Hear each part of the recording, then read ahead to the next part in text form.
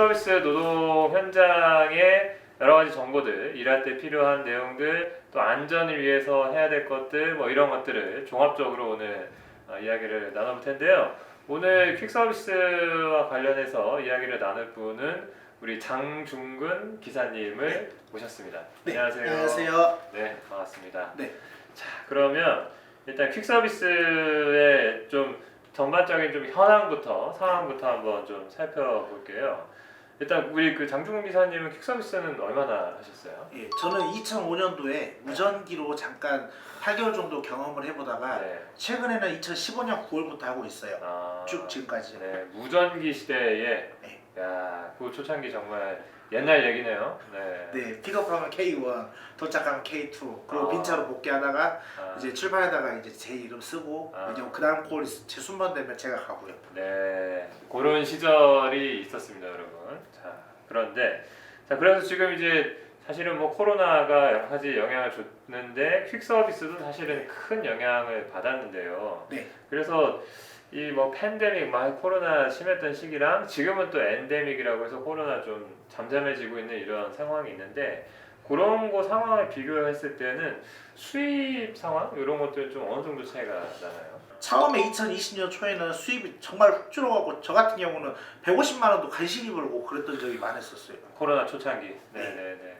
그러다가 이제 2021년 되고 2021년도 넘어서 2022년도 때 오미크론 막 터졌을 때는 네. 그때는 약 배달이 많아졌어요. 약 배달. 네, 약 이제 배달. 닥터 모모라고 하는 플랫폼 네. 업체에서 네. 이제 손님들과 약국을 이렇게 연결해주는 연결해주는 거죠. 네, 그러면서 저희 퀵서비스 기사들이 이제 아. 했는데 이것도 처음에는 보건복지부에서 그 전량 퀵서비스로 이렇게 다 해줬다가 아, 초반에는. 네, 손님들이 무료로 했었어요. 그러다가 음, 이제 점점 택배로 바뀌고 이제 일감이 막 줄어들고 그러다가 이제 그리고 2020년 처음에는 이제 일이 줄어드니까 시간을 녹여서 뭐 7시간 일하던 분들이 뭐 10시간씩 일하고 뭐 9시간, 10시간 일하던 분들은 12시간씩 일하고 이러다 보니까 처음에는 수입이 올라갔는데 또 수입이 올라가니까 코로나 1차 특고 지원금 때 또 빠지는 등의 그런 불만도 많이 생겼어요. 아, 이게 내가 더 열심히 해서 버는 거지 수입이 떨어지기 때문에. 근데 그렇다고 해서 또 코로나 지원금도 안 되고 뭐 이런 일도 있었고. 네. 근데 아무튼 코로나 때 확 떨어졌다가 이게 지금 그래도 말씀하신 약 배달 이런 거라도 좀 나와서 예, 나중에. 조금 이제 회복되기도 하고. 네, 오미크론 터졌을 때 이제 네. 네. 그럼 요새는 지금은 이제 뭐 재택근무나 이런 것도 많이 좀 없어진 것 같은데. 지금은 네. 코로나 전보다는 안 되지만 그래도 많이 코로나 막 터졌을 때보다는 많이 좋아졌어요. 70-80% 정도까지 올라간 것 같아요. 70-80% 정도 이제 회복되고 있는 이런 상황. 네. 네, 다행입니다.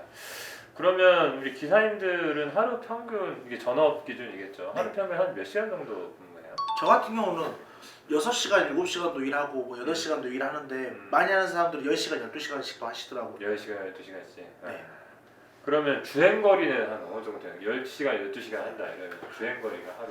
저는 이제 하루에 이 서울발이 하다 서울에서 서울 돌다가 음. 경기도로도 가요. 그러면 보통 150에서 200km 되는데 이제 광역 기사님이라 해서 경기도에서 서울로 가거나 경기도에서 경기도 가는 이렇게 네. 완전 초장거리 뛰시는 분들은 막 300km 이상도 타고 그러시죠. 하루에 300km? 아. 근데 하루 종일 오토바이만 타다가 그리고 집방향 차고 이제 집으로 가면서까지. 네, 그렇군요. 그러면 수입은 한 어느 정도라고 보면 돼요? 하루 평균 수입? 네.